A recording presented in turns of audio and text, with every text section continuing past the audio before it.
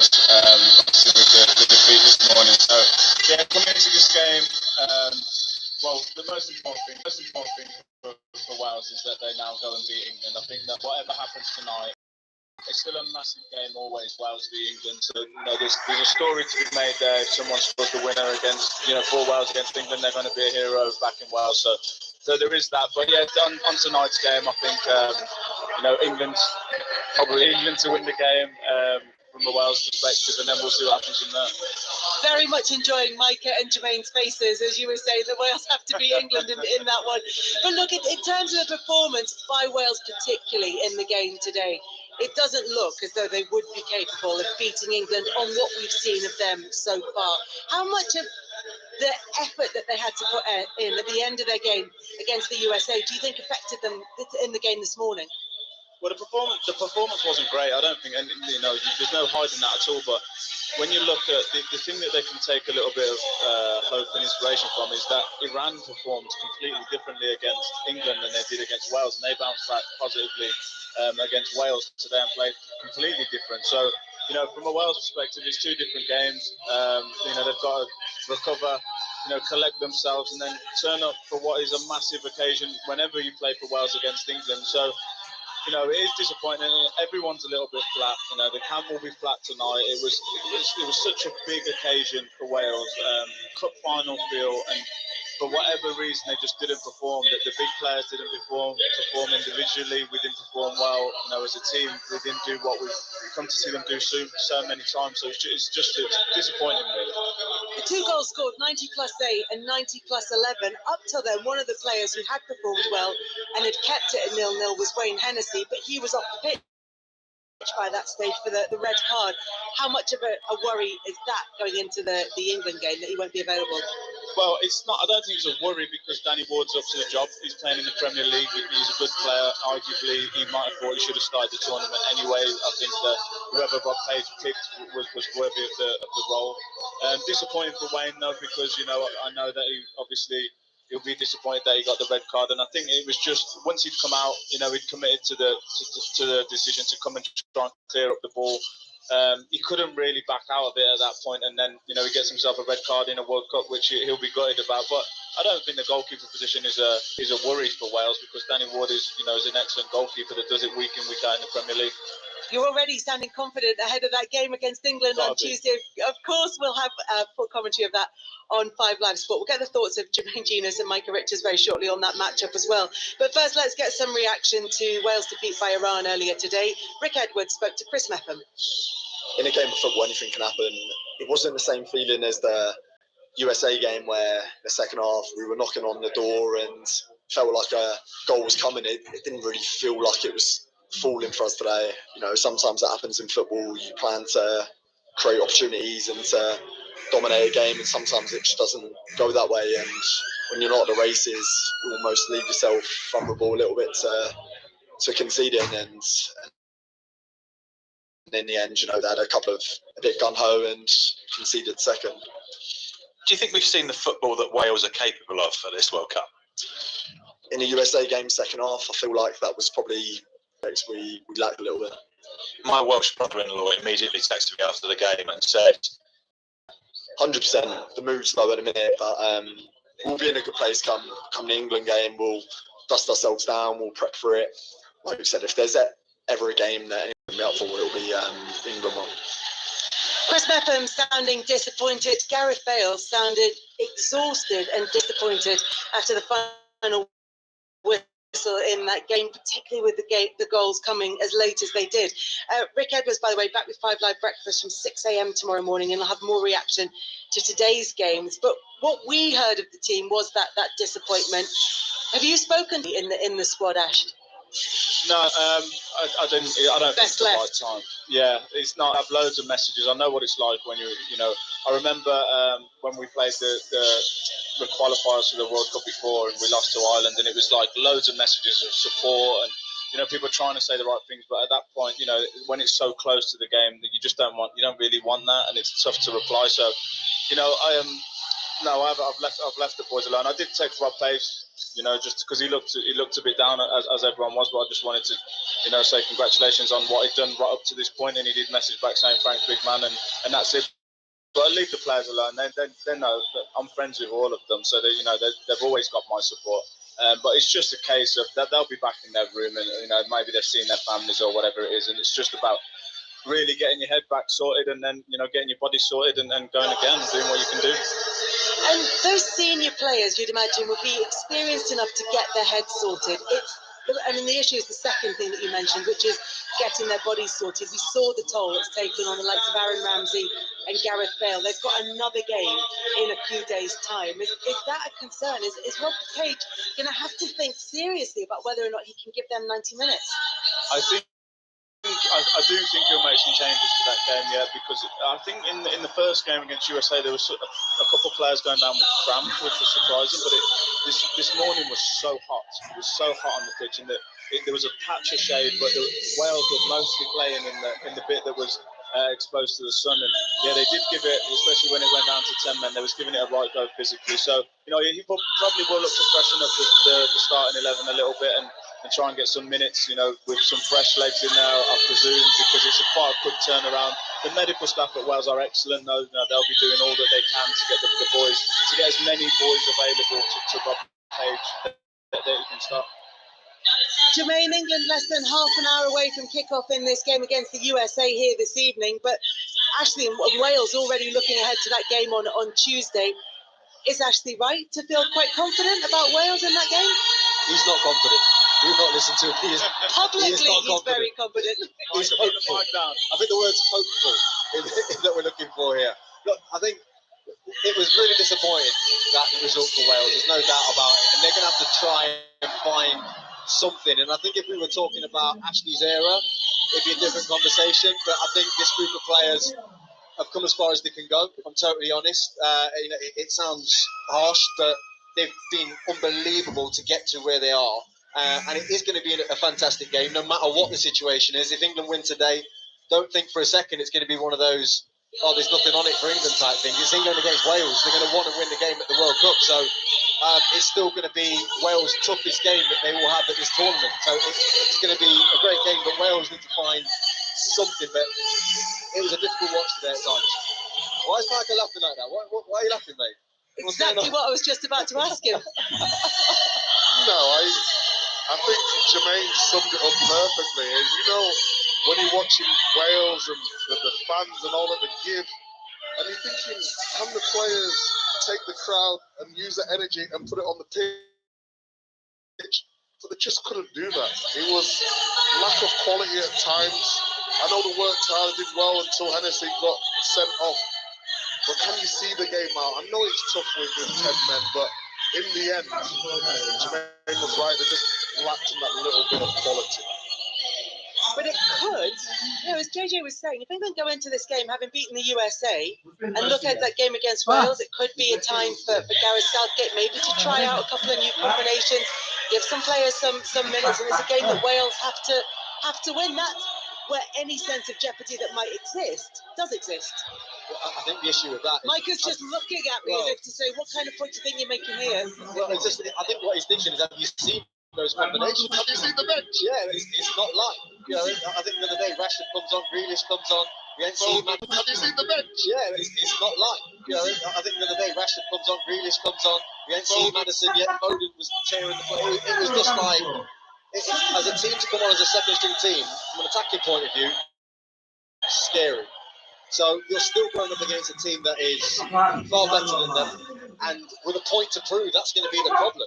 The players that come in are going to be wanting to be starting in the round of 16, so they're going to be out there showing Gareth exactly what they can do. So it's almost, it could be a tougher game for them. Fresh as well, exactly what they can do. So it's almost, it could be a tougher game for them. Fresh as well. There's so many things that go against Wales in that game, in my opinion. I'd love to be a fly on the wall in a house in Wales if they're listening to this conversation and listening to how confident England are ahead of that game on Tuesday. Ashley and Jermaine, good to talk to you. Thank you very much for dropping in for a chat. Now the hosts Qatar won't make it past the group stages after a 3-1 defeat by Senegal, left them with no points in Group A after 2 games. It's the second time the host nation have gone out at the group stage after South Africa in 2020. Netherlands and Ecuador are joint top of the group. They drew 1-1. And Neymar and Danilo will miss the rest of the group stages for Brazil due to ankle injuries. Neymar has said this on Instagram: "Today has become one of the most difficult moments of my career. And again, in a World Cup, I have an injury. Yes, it's annoying. It's going to hurt, but I'm sure I'll have a chance to come back because I'll do my best to help my country, my companions, and myself. Long wait for the enemy to take me down like that? Never," says Neymar. "I am the son of God of the impossible, and mine is endless." Neymar is on his way back in this World Cup, just not at the group stages. And sadly for Brazil, they have no attacking options left, Micah. We've just talked about England's bench, and I was doing the Brazil game yesterday, and their bench arguably is even better. The likes of Jesus didn't start, Anthony coming off the bench, Martinelli as well, Firmino at home. It is a big miss for them because he is the flair player. He can create something out of nothing. He's the one that they all look to, but I think Brazil will have enough.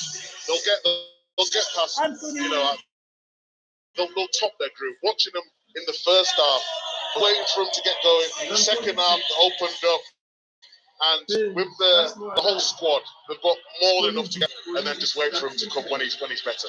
You're not a man who's given to understatement, Micah, but I think Brazil will have enough. My statement of this tournament. Juliet Farrington is pitchside here at the Bayt Stadium. Jules. Yeah, Jordan Pickford has just left the field. You kind of feel that you get a sense that it's starting to build now towards kickoff as we count down. I can see the inflatable FIFA World Cup right next to me, to my right. Behind me, the 10 of photographers who will be dragged, literally, well, I say dragged, but they'll be walked through with one of the volunteers pulling the rope to make sure they don't go out of place. We've seen that happen before at kickoffs on my side, and then obviously the USA photographers with interest on the other side as well. Kieran Trippier, Harry Maguire and John Stones are having a little chat amongst themselves, doing various stretching. The three of those were involved in, in various sort of passing and crossing training drills. Just a few moments ago, they're now taking on some fluids. It's actually not cold pitchside. We were expecting it to be, or I was going to be, because of the air conditioning. But it's really quite warm here. Really good conditions for this one. Juliet, thank you very much. Jules Farrington will keep us up to date. There's everything that's happening down pitchside. We are really high up in this stadium with an almost 70,000 capacity. We've got a fantastic view of the pitch, but Jules is keeping an eye on things at a much closer detail. England in action then against USA. Just over 20 minutes to go until kickoff. England come into this off the back of that 6-2 victory against Iran, and Jude Bellingham scored England's first goal in that game and at this World Cup. He cemented himself in the side at just 19 years old. 3 years ago, he was the youngest debutant in Birmingham City's history, having joined the club from Stourbridge FC, and that's where Dan Johnson is right now. Dan. Yeah, I'm in the bar here at Stourbridge, and it is really filling up. This place is properly packed. This is one of those proper grassroots football clubs where careers are begun and careers are made, and they've got all their eyes on one particular player tonight, because Jude Bellingham first kicked the ball, first played the game here all those years ago, someone that they are very proud of. Let's have a chat with a few of the fellas who are just settling in for the evening. The beers have just come. There's a table full of nuts and pork scratch here, right? Yeah, so I'm the women's first team manager here at the club, with the assistant. Some of the players. How are you feeling about tonight's game? Yeah, I think 4-0. I'm sat next to an American friend here. He's part of the club as well, so big 4-0 to the How about you, Dan? You feeling confident? Yeah, especially more confident than Jackson 3. What we say earlier, he said if England score, everyone celebrate around Jackson, but Jackson himself said when England score, so I think he's already respected me. I think win 2-0. We've got to bring this man Jackson in all the way from South Carolina. Jackson, what are you doing here? So I'm the analyst at the club. So are you supporting England or USA? I think there's only one right answer. USA. Oh, controversial.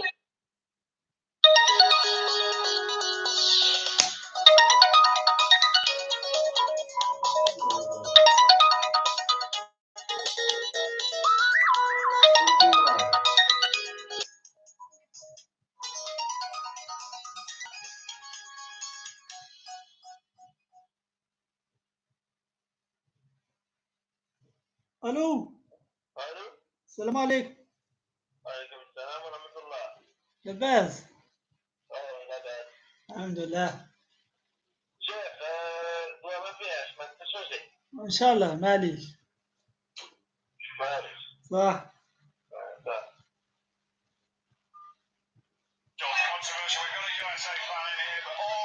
The place is packed. They're ready for an exciting game, and you can really feel how people have got more into this, more up for it since that barnstorming win on Monday.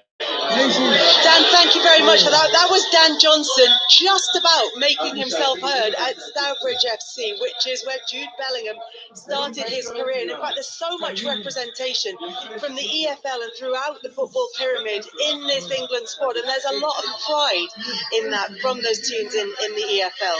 Now, England have played the USA twice in the World Cup, and they've never beaten them. There was a huge shock in 1950, one of the biggest shocks in World Cup history, and then they drew in 2010. That beat, Micah, is the one that you called in the Match of the Day Top 10 pod the biggest upset. Well, it was big. I mean, Up until Saudi Arabia beat Argentina. exactly that. But I think because in England we've got a certain arrogance, haven't we, about us? You're joking. We created football. Only we should be winning big tournaments. We have the best players. We have the biggest clubs. But I tell you what, the Americans have come so far, and you've got to give them credit for that. Do I expect Americans to win today? No, because if I look player for player, squad for squad, ours is a lot better than America's. But they've been on a journey and they've come this far. I think it's great that they're even at this tournament. But I do believe England will have too much for them today. Rob Green, the time has come. We need to talk about that draw against the USA in 2010. Think of it as part of the healing process. Oh, I think of it as an improvement from 1950, whatever it is. So, yeah, we lost one, we drew one, we're on to win one now. You want to talk us through your role in the game? I remember making a number of saves in the second half. Yes, thank you very much. I thought he was outstanding. Yeah. There's only one thing worse than making a really bad mistake in a game, and that's making two. So from that, you go and make a mistake. And the crazy thing is as a professional and as an international footballer, you'll sit there going, I'm going to make one mistake like that a season. That's it. So you then think, right, it's done. There's that horrendous mistake out of the way. And there's almost a sense of relief that you go, okay, I'm not going to make another one. There's going to be goals which I could have done better in or whatever, but they're not going to make a really, really bad rip like that again for another 12 months or something like that, maybe even more. So there you go. Let's go and play the football and make sure it doesn't happen again. Talk us through the emotion, though, when it did go through your hands into the goal. What was through my hands? Okay, well, when it went in the net, let's say, talk us through what the psychological side of it. You had an initial moment of, wow, it's like the ground swallows you up. You feel like, and there was I think the front page, my dad told me, my man told me, he said, the loneliest person on the planet was the next day. And you do feel like that. You feel like you're all alone.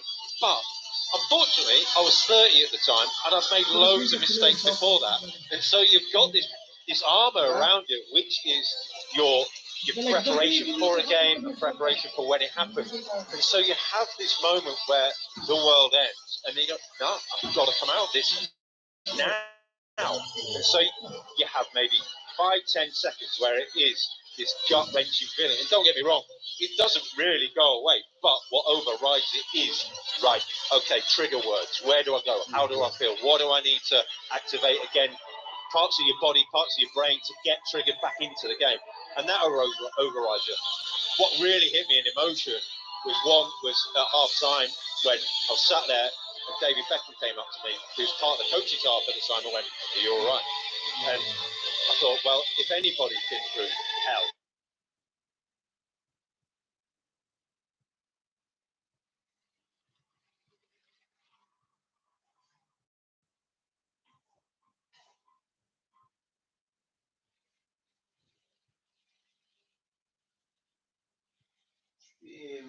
le donne hanno la forza di ribellarsi, a noi tocca con compito di non lasciarle sole. Volevo tornare invece un po' al terreno della politica. Oggi leggevo su alcune agenzie che su un punto importante della manovra, quella che viene chiamata opzione donna al campo delle pensioni, pare si stia tornando indietro rispetto all'idea di legarla al numero dei figli. Alcune agenzie oggi riportavano questo, poi lei mi dirà se è così o meno. Però mi aveva colpito un giudizio molto duro di Susanna Camusso, l'ex segretaria della CGIL, che dice opzione donna è già una gigantesca discriminazione contro le donne. Collegarla al numero dei figli è una discriminazione nella discriminazione. Ora non so se andrà così alla fine, ma lei come valuta eventualmente questa iniziativa, questa misura? Guardi, l'opzione donna, ci sono molte cose da dire. Sul legame con il numero dei figli, si tratta semplicemente di un riconoscimento del valore sociale della maternità. Cioè, anche nella nostra Costituzione questo è previsto, quindi chi dice che non è legittimo dal punto di vista anche giuridico, secondo me non ricorda bene quello che è scritto nella stessa Costituzione. Una volta si parlava molto del valore sociale della maternità, adesso non se ne parla più. Cioè, quando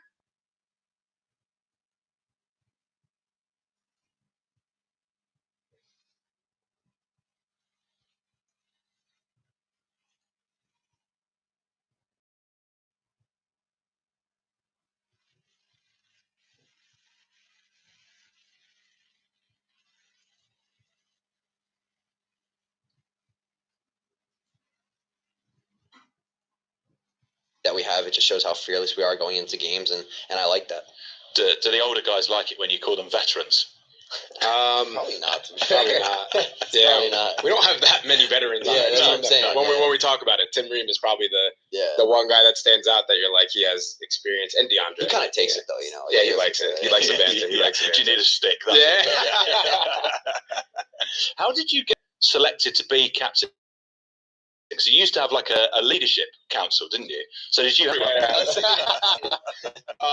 No, we have a leadership council. We weigh in on a certain topic, and yeah, we had a little bit of a vote or whatnot. We had a little bit of a vote or whatnot in the last camp. We decided we wanted one captain for the World Cup, and yeah, that's how it worked out.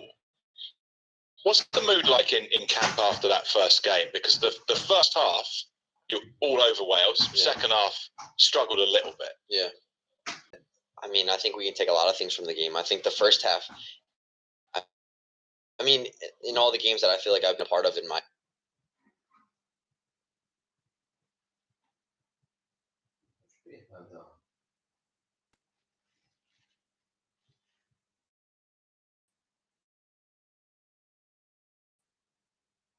rendu la ceinture obligatoire. Concrètement, là-bas, les routes sont aménagées.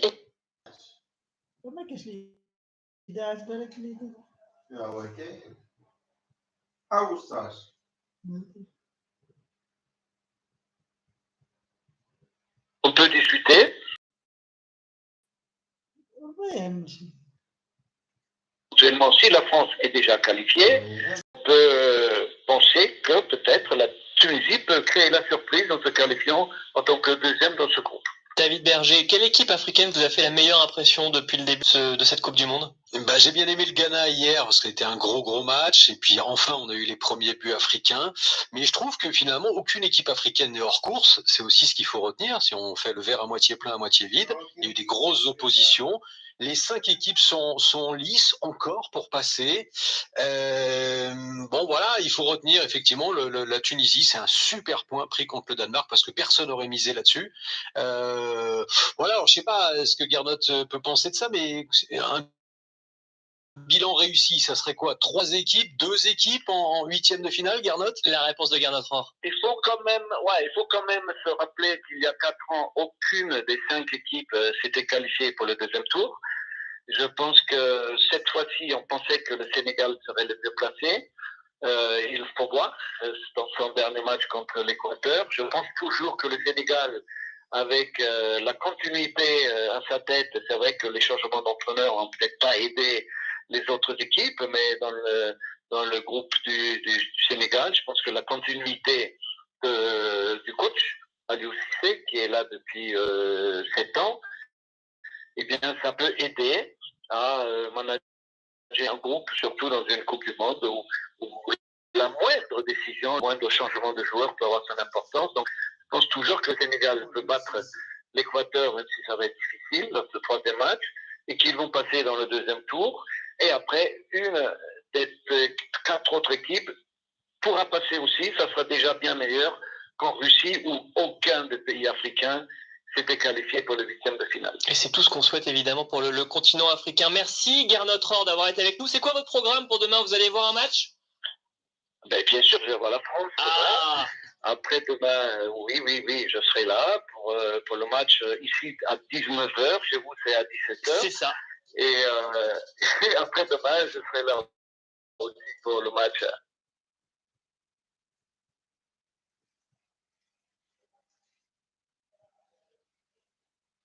Yeah, I think looking at England and how they performed against Iran will give them immense confidence.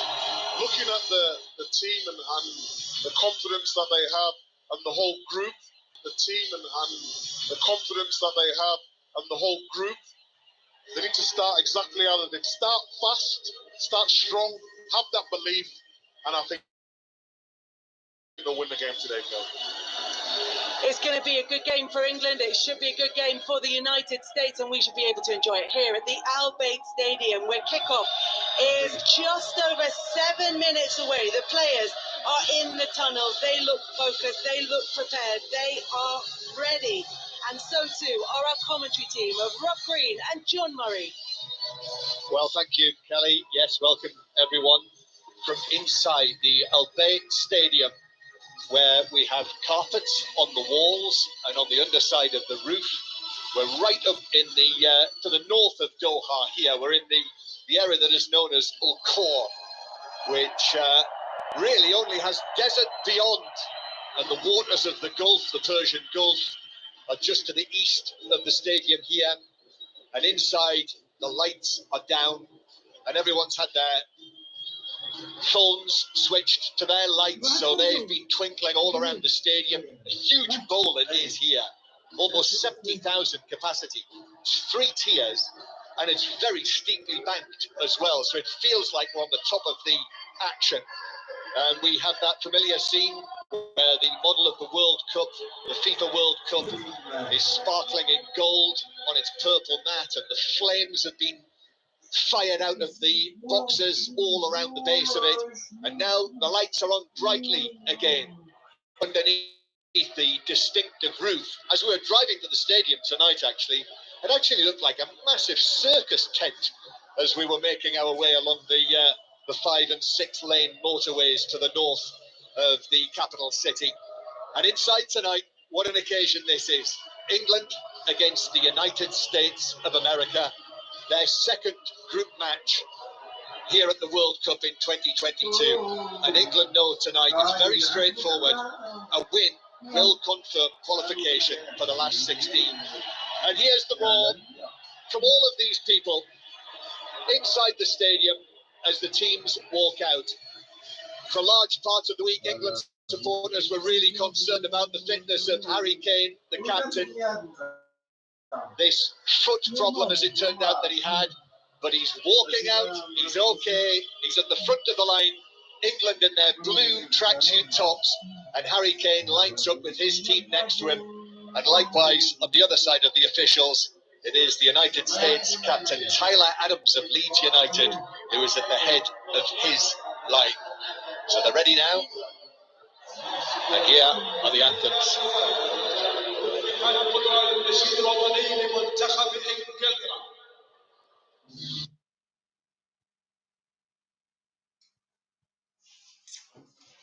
النشيد الوطني لمنتخب إنجلترا. نصد راسنا احنا بالنشيد تاع إنجلترا. سي با لوجيك. حكم الساحة شيد سغشتا نام جيسوس من فنزويلا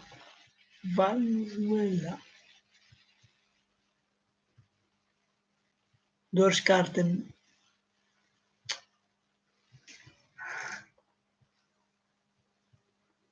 ملعب البيت ستاديوم ملعب البيت.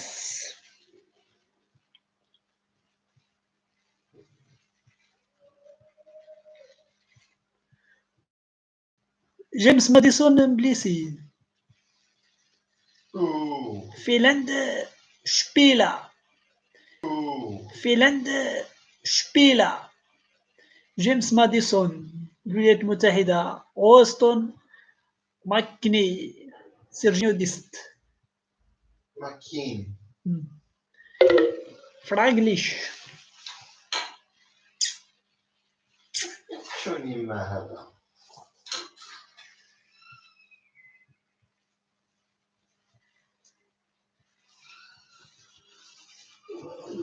please wait مزبطين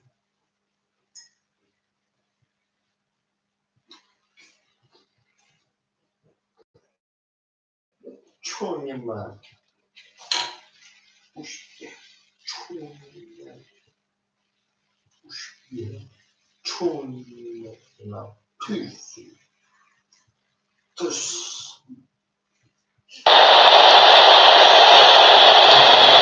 Well, some fabulous simple work during the course of that national anthem, and it was very, very loudly sung inside the stadium.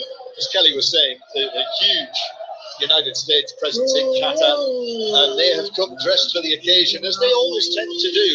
But what a variety we've got in there. I've been looking at them. The Stars and Stripes, we've got Stars and Stripes flags. Obviously, each one was unfurled just before the playing of the anthem in the lower tier to our right, with sunglasses, bomber jets, trousers, pantaloons, you name it. I actually saw a traditional Qatar headdress in the style of the Stars and Stripes. I don't know where they get them all from. Whoever supplies them in the United States must do a roaring business. But that's the colour in the stands. As for the business on the pitch, this is the situation in the group after Iran's win earlier against Wales in that truly dramatic match. I hope you were able to listen to it or to watch it. And that means that England and Iran have 3 points, United States with 1 point, and Wales bottom of the group with 1 point because of their goal difference. And actually, it's probably worth reminding people now at this early stage of the second round of matches, the way that the groups are decided is the criteria, first and foremost, are points in all matches, goal difference in all matches, and then goals scored in all matches. And after that, it goes down to the head-to-head if teams are still tied. But tonight, as I say, Rob Green, and after that, it goes down to the head-to-head if teams are still tied. But tonight, as I say, Rob Green, simple for England. They know that if they win this match tonight, they will be in the last 16. Absolutely. It's simple for both teams. It's both in both their own hands as of yet. And so, you're looking for England against Iran. For the USA, high energy, high intensity in the first half, really dropped away in the second half against Wales. They'll be looking to extend that. Can they keep going? Can they stay brave? Can they keep their enthusiasm and their energy throughout the half? Looking, it's a big stadium. It's also a very, very big pitch that you think would suit England. That's Rob Green, who played for England at the World Cup. Micah Richards is with us tonight as well, here in our commentary position. We'll hear from Micah throughout the course of the evening. For the England side tonight, Gareth Southgate naming an unchanged team for the first time in 54 internationals. So it is Pickford in goal, back four is Trippier, Stones, Maguire winning his 50th cap tonight. Proud moment, he told us yesterday it would be. Luke Shaw at left back, then Declan Rice with Jude Bellingham and Mason Mount, and Harry Kane through the middle with Saka and Sterling either side. And the United States, as England kick off and get this match underway, it is Mason Mount who starts things off. England in the almost all-white kit with the blue trim on the shoulders, the blue numbers on the back, and the United States in an all-darkish blue kit tonight with white numbers on the back. And the American team, just the one change, had like the number 19 coming in up front in place of Josh Sargent, who's down on the bench, the Norwich City man. So the American team, Turner in goal, the Arsenal goalkeeper. At the back, Dest, Zimmerman, Riemann Robinson of Fulham, And then Adams of Leeds with Weston McKennie and Yunus Musa, who could have played for England, the 19-year-old, but is playing for the United States in this match. As the ball is played back to goalkeeper Turner, who looked a little awkward there. He was off balance as it was played back to him by Zimmerman, but he was able to get it away out of play on the far side. And to complete that United States lineup, Timothy Weah, who scored their first goal at this World Cup, the opening goal against Wales on the right, Christian Pulisic of Chelsea on the left, and as I say, Haji Wright taking over from Josh Sargent. And Haji Wright of Kalyaspor, plays his football in Turkey. He's a big guy, 6'3" tall. And here he is, the ball played through to him, but it's got too much. Kalyaspor, he plays his football in Turkey. He's a big guy, 6'3" tall. And here he is, the ball played through to him, but it's got too much on it. And England just see it back to goalkeeper Pickford, who clears long, left-footed to the halfway line, where it's headed forward by Zimmerman, who conceded the penalty from which Gareth Bale equalised in their first match in the group, and then who conceded the penalty by Luke Shaw, which has resulted Guest actually being bundled off the field, so it's a free kick on the far side. Game noise inside the ground. Rob Green, England 0, USA 0 in the second minute. Yeah, lively atmosphere and a lively start from both sides. They just initially eyeing each other up, but then when they saw the opponent, the moment to pounce, both sides when they had possession drove forwards really fast. McKennie for the United States then just saw an opportunity to go, drove through in midfield and created an opening. So England they've got to press early. They'll get opportunities from it because the United States do leave themselves exposed at times. Ball just played back to his goalkeeper by Zimmerman. He's the only player signed up who actually plays in the United States. All of the rest of them dotted around the world, many in Europe and many in England, of course. Familiar names that you will know. So McKennie, Musa from this midfield, they call it the MMA midfield for the United States. Both McKennie and Musa were doubtful for this match, little doubt, but both okay. And as you will gather, have both started the match. So the United States attacking down the right. They thought they were going to throw in, but it's England's throw level with the edge of their own penalty area. In the first half, England, as we look, are playing from left to right. So the England defending the end, where the massed ranks of the England supporters are mainly dressed in red and white down to the left. Throwing to Raheem Sterling, one of the scorers in that record-breaking opening win for England at a World Cup. Sterling still inside his own half. Then it's headed forward into USA territory. And they knock the ball along the back line and then play it forward up towards Pulisic near the centre circle. He takes it back into his own half and gives it back once again to Walker Zimmerman. To his left, to Tim Ream, it seemed, but the touch was heavy and it's out of play for a throw into England. Yeah, it's interesting down this left-hand side. Who's more offensive-minded. Robinson also a left-back defensive-minded, loves to get forward. Pulisic tends to drift inside and he'll bomb, creates a space for him to go on. So Kieran Trippier will have his hands full, not only initially with Pulisic, but then with Robinson coming on as well. Shaw plays it to Sterling over on the far side, and then Sterling goes back into his own half.